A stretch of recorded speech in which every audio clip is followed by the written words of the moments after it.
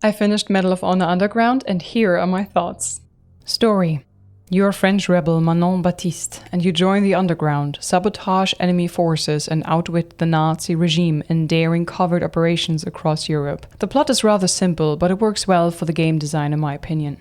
Visuals. I played the first 3 levels over and over as a kid. For me, it looked amazing back then, and it still looks pretty good for that era. The UI is very simple, but does its job. The world has some nice looking scenes, but of course also shows the typical PlayStation 1 black abyss or blackness outside of playable areas here and there. What was really outstanding for me is the character animations. Depending on where you hit them, they show different physical reactions. Shooting them in the foot, they hold it up and jump on the other. Shoot them in the belly, they put pressure on it and sink to their knees. Shoot them in the groin, well...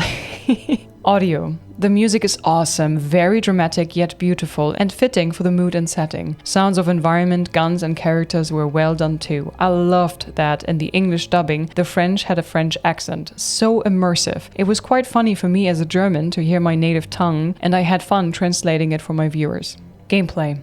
It's a shooter, but for me, it has a very scary mood to it as well. Most of the game happens in the cover of night, and you crawl around in ditches all alone, trying to push forward and make progress. As a kid, I was terrified by the tanks and heavy weapons the enemies have. And quite frankly, I still was at present time. Medal of Honor Underground's main campaign is divided in 7 chapters, which have 24 levels total. After that, it features some bonus levels. Of course, the gameplay is mostly repetitive, you shoot. But there are some really fun and unique levels I had a blast with, sometimes literally.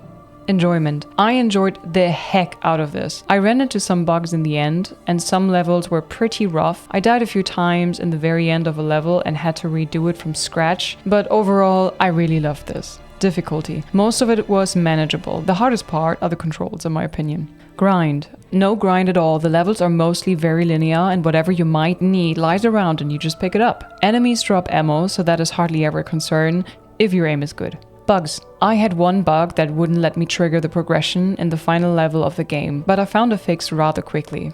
Replayability. The game has no different endings, no character builds you can try out or anything of the sort. Upon level start, you get a few selected weapons that vary. You can try to get an excellent rating in each level.